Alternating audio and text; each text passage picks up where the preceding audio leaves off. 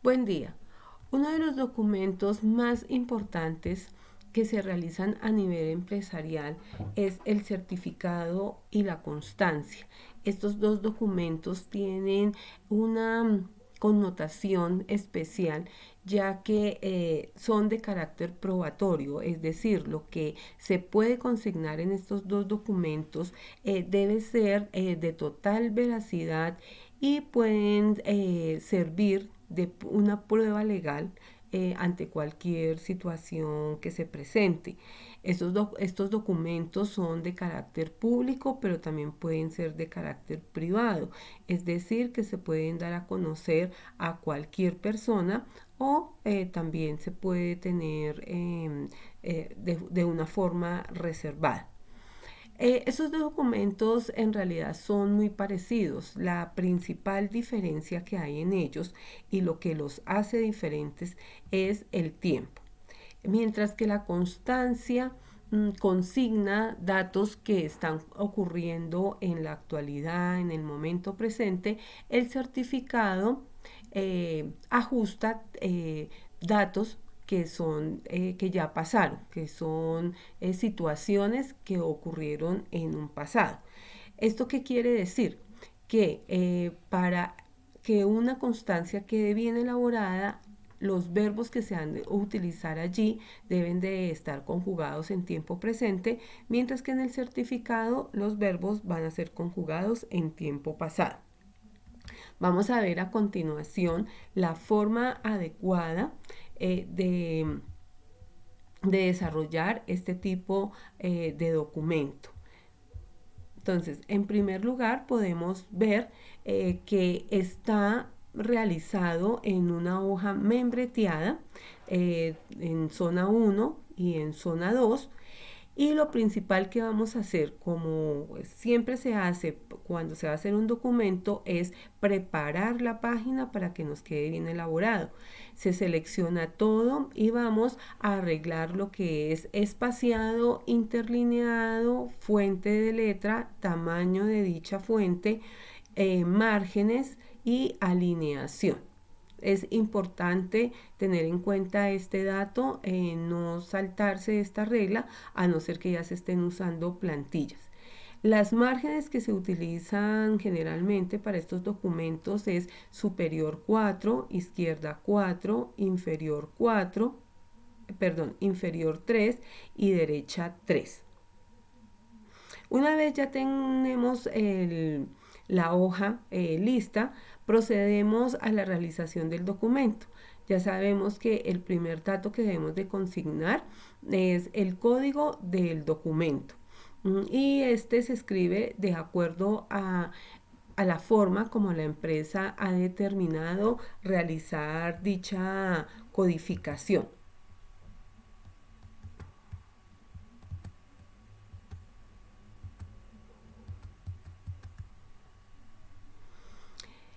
Posteriormente del código se dejan dos interlíneas libres y se escribe la ciudad de origen con su respectiva fecha. Ya sabemos que ambos datos se separan con una coma.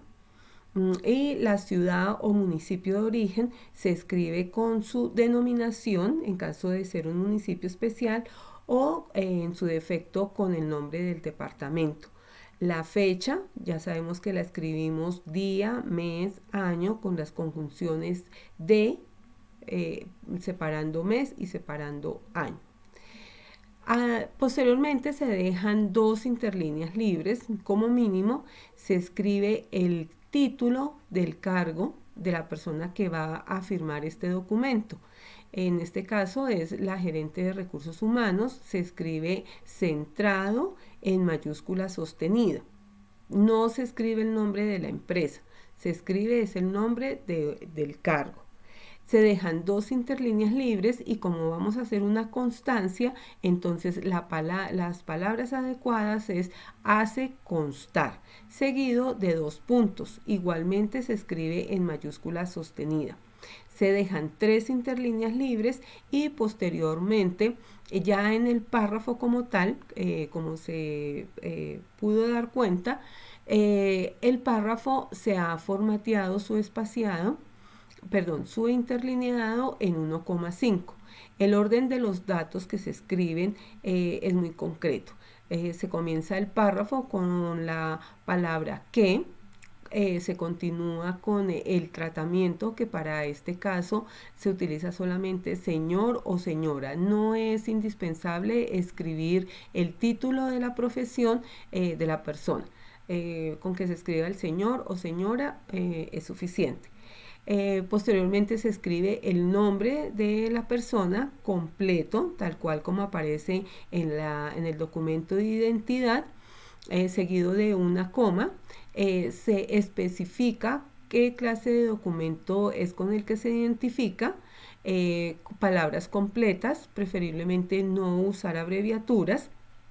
Se escribe el número del documento separado por miles y a continuación el lugar de expedición de dicho documento con sus respectivas comas. Como nos podemos dar cuenta, al ser una constancia, el verbo ha sido utilizado en tiempo presente, que en este caso es labora.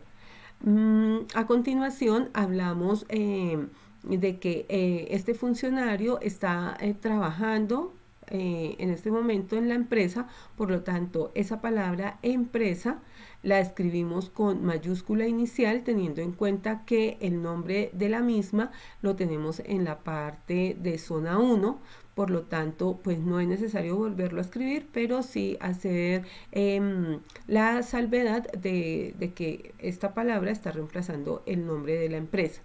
Se escriben los datos que se requieren de acuerdo al requerimiento.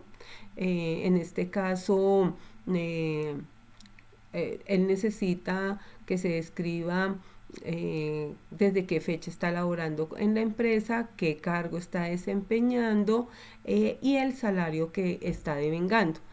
El dato de dicho salario se puede escribir en números y entre paréntesis se escribe en letras completo. No hay que olvidar escribir el signo pesos para mayor claridad.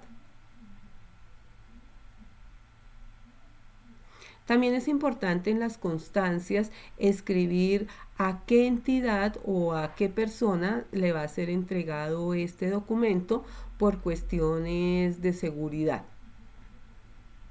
Posteriormente se escribe la despedida por temas de ser diplomáticos, aunque ni en la constancia ni en el certificado es indispensable manejar despedida. Se escribe el nombre completo del funcionario, fijándonos que en este caso ha habido un error, ya que se ha escrito la gerente y se ha escrito un nombre de hombre. Por lo tanto hay que tener cuidado con tener coherencia tanto en género como en número. Una vez hecho el documento, acomodamos las interlíneas libres de tal manera que el documento quede bien distribuido en la hoja, especialmente el párrafo principal que quede en toda la mitad de la hoja.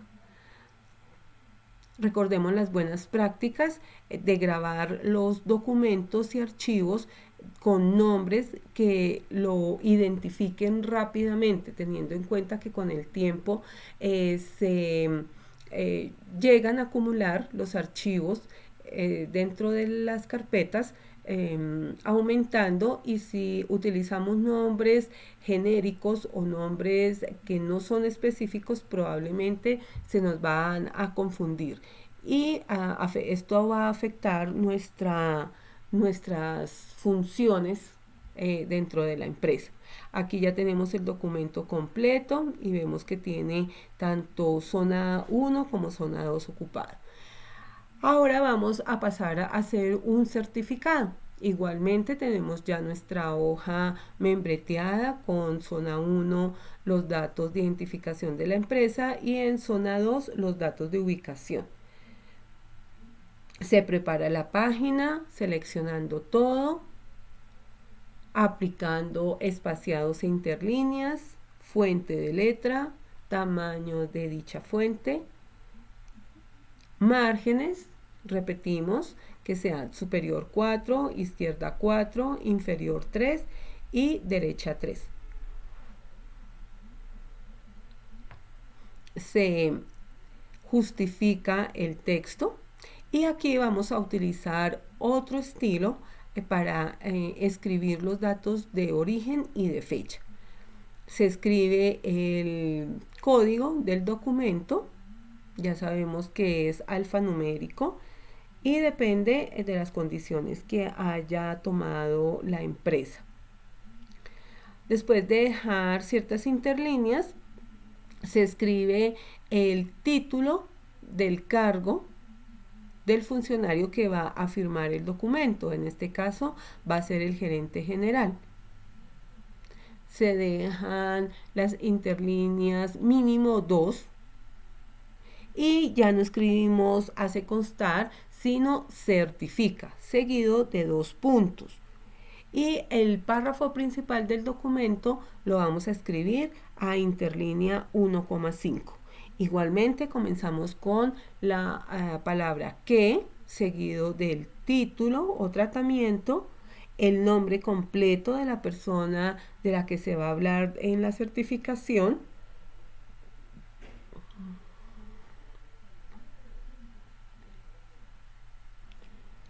con su respectivo documento de identidad, sea cédula de ciudadanía o cédula de extranjería, tarjeta de identidad, etc. Palabras completas. No se admiten abreviaturas en estos documentos. El número que se va a escribir separado con los puntos de miles. El nombre de la ciudad donde se expidió el documento con su respectivo departamento o en su defecto la denominación de la ciudad, seguido de una coma, y la información que se requiere para cada caso. En este momento vamos a expedir una certificación sobre un curso realizado dentro de las instalaciones. Tenemos que anotar los datos más relevantes, como el tipo de capacitación, el nombre del curso que se realizó, de dicha capacitación, la fecha en que se realizó, la intensidad horaria,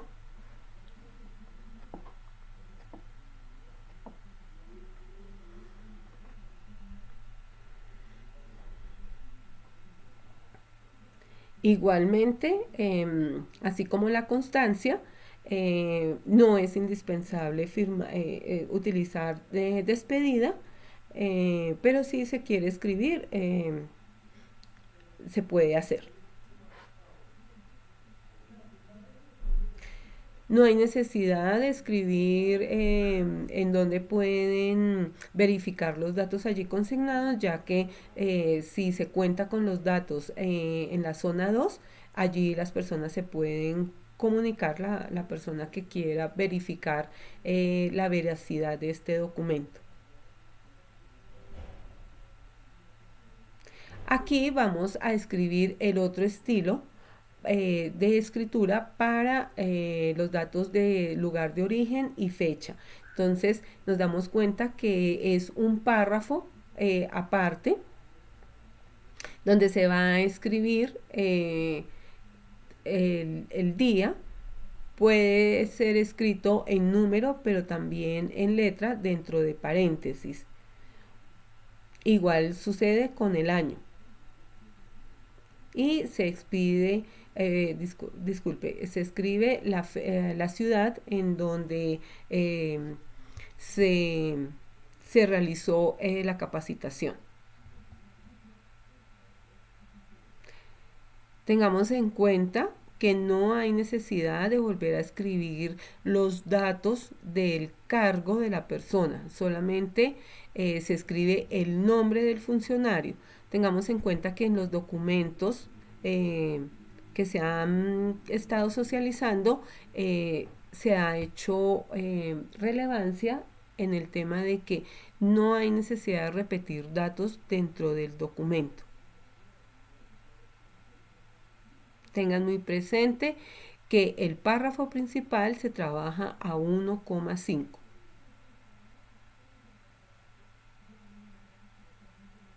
Igualmente se graba de una manera adecuada, que sea de fácil ubicación e identificación también.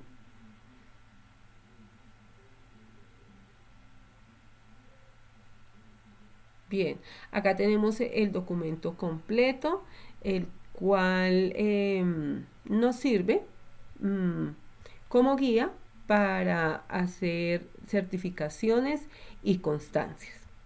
Ahora vamos a ver otro tema que también es de gran importancia para nuestra competencia, el cual es el trabajo escrito.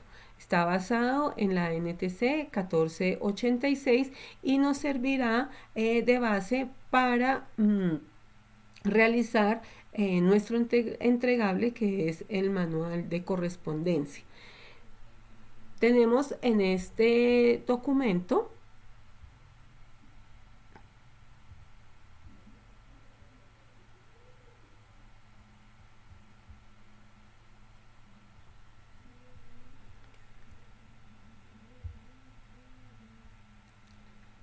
vamos a hablar en este documento de cada una de las partes más importantes que debemos de tener en cuenta en el momento de realizar un trabajo escrito.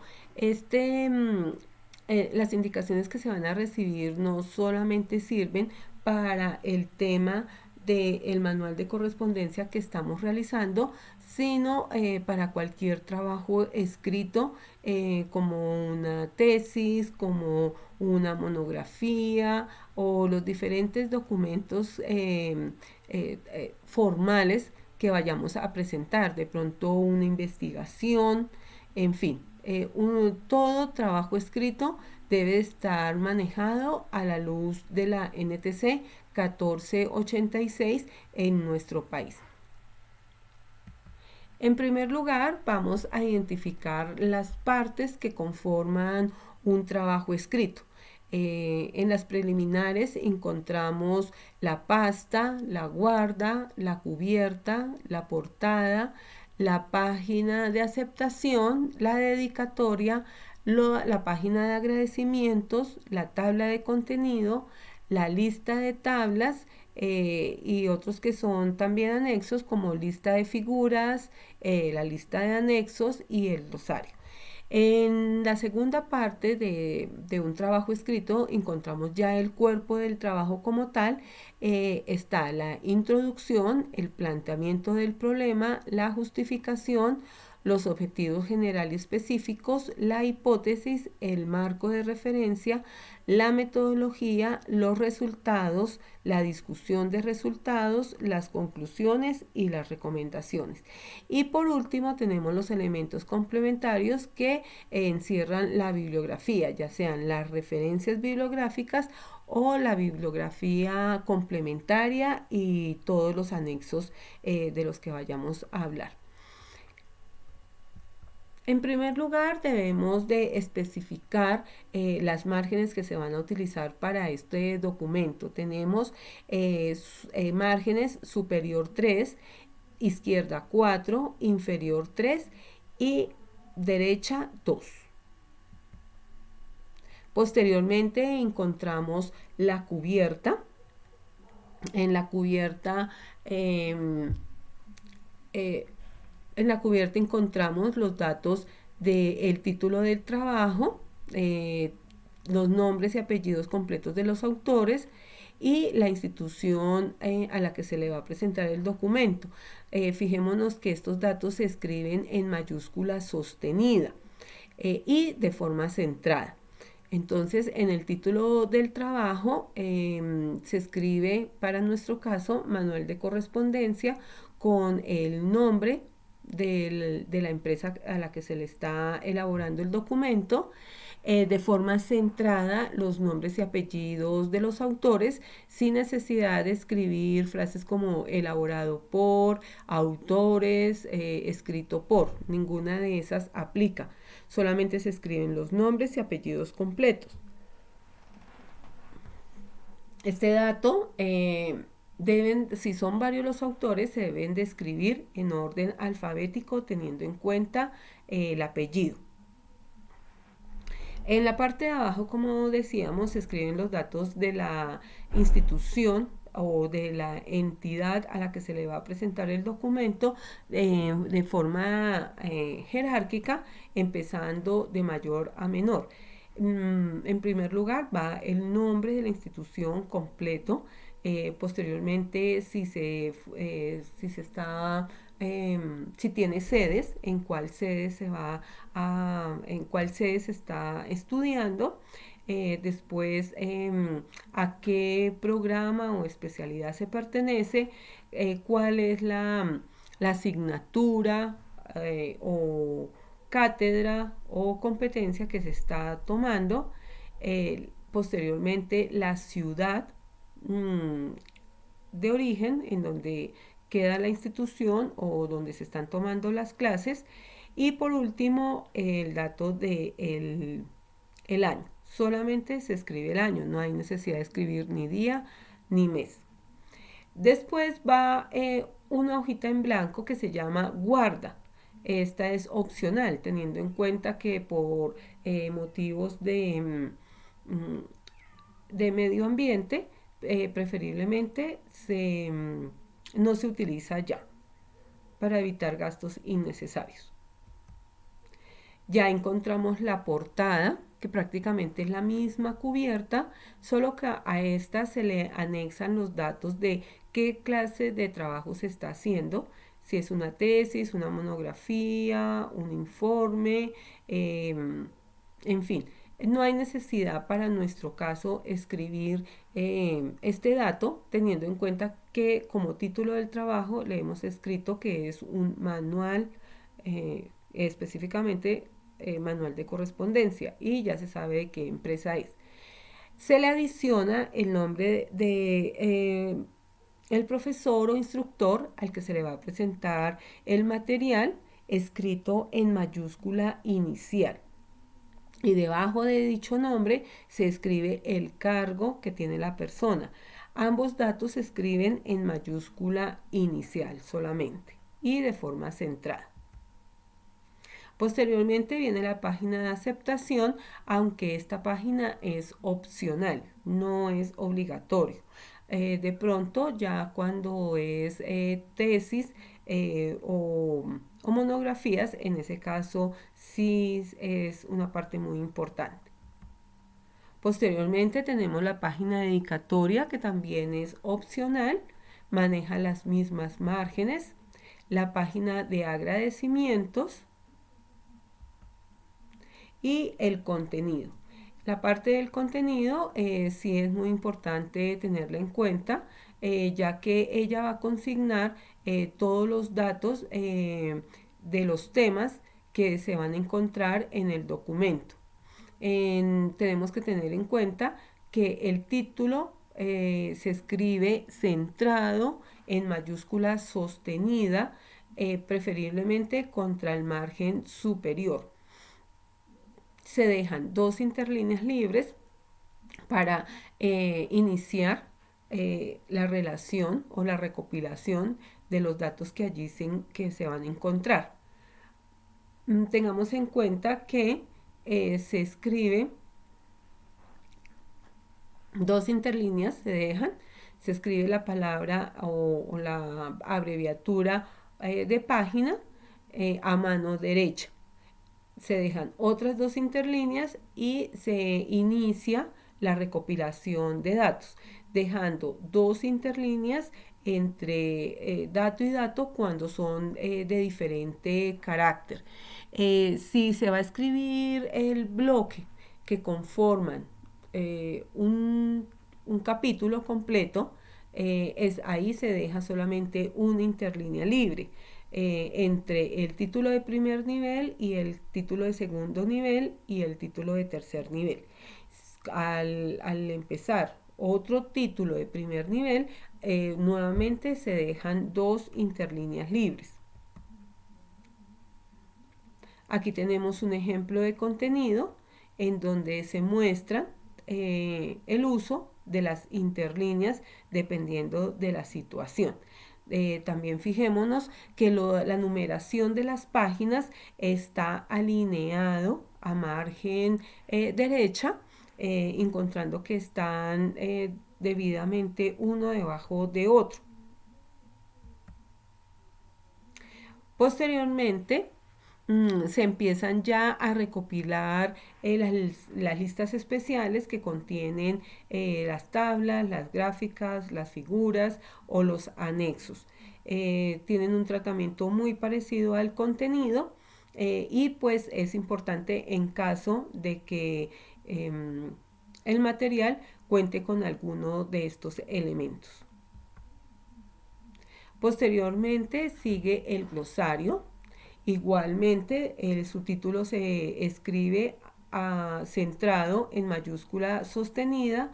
También se dejan 2 interlíneas libres para empezar a recopilar las palabras o términos que de pronto son muy técnicos de acuerdo al tema que se está tratando o que de pronto se desconocen. Se escribe el término en mayúscula sostenida, seguida de 2 puntos, y a continuación en el mismo renglón se empieza a hablar o a escribir la definición de dicho término.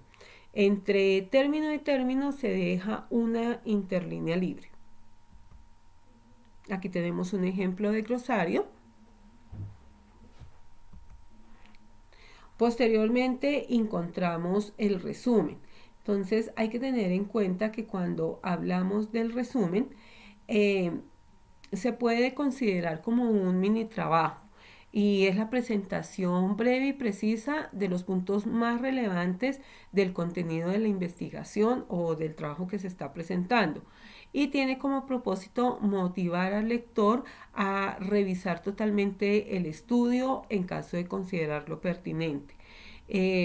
Debe contener por lo general el objetivo, la metodología, los resultados principales, las conclusiones y recomendaciones, pero de una forma bastante concreta.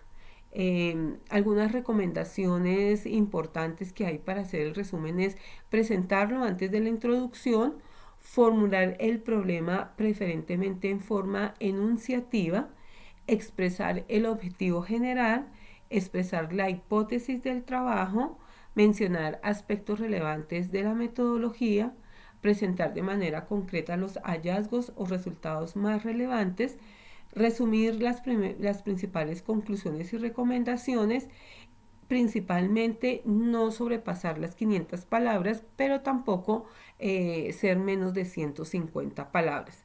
No hacer interpretaciones de los contenidos, no ocupar más de una página.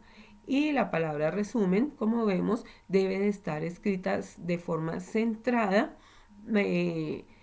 al borde superior. Se dejan 2 interlíneas libres y se inicia la escritura de los datos.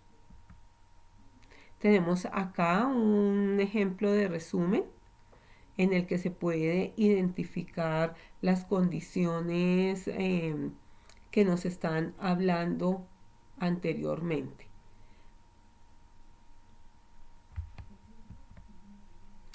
Posteriormente ya venimos con el cuerpo del trabajo, el cual inicia con la introducción. En la introducción vamos a encontrar la importancia y el origen, los objetivos, los alcances, las limitaciones, la metodología empleada, el significado que el estudio tiene en el avance del campo respectivo y su aplicación en el área investigada. No debe contener un recuento detallado de la teoría, del método, los resultados, como tampoco anticipar las conclusiones y recomendaciones. Hay que tener mucho cuidado de cómo se estructura la introducción. Su propósito es orientar de manera general al lector sobre el contenido del informe, y para su elaboración se sugiere tener en cuenta los siguientes aspectos. Primero que todo, escribir el nombre del tema. Escribir el problema indicando su origen, antecedentes e importancia. Escribir el objetivo general que se está persiguiendo. ¿Qué tipo de investigación se está haciendo? ¿Qué tipo de diseño se ha utilizado? Algunos aspectos metodológicos claves para el entendimiento del documento, definición de las principales variables, términos y abreviaturas principales, cuáles fueron las limitaciones que se encontraron, y no incluir resultados ni conclusiones. Igualmente vemos que para la presentación de la introducción se escribe centrado en mayúscula sostenida la palabra introducción, se dejan 2 interlíneas libres y entre párrafo y párrafo también se dejan 2 interlíneas libres. Aquí tenemos un ejemplo de introducción con su respectiva presentación. Bien, posteriormente ya se llega al cuerpo del documento, aunque si es un trabajo, una investigación, pues hay varios apartes, como veíamos en el cuadro sinóptico que vimos al principio. Vemos el planteamiento del problema, vemos la justificación y otros aspectos que pues son muy importantes cuando son estos temas. En el tema que a nosotros nos compete, que es el manual de correspondencia, vamos a ser más específicos, no vamos a requerir de tanta información por lo mismo que es un manual, y necesitamos pues ser más concretos. Ya cuando entramos a la realización del trabajo como tal, que tenemos que tener muy en cuenta la presentación en cuanto a los títulos según su nivel.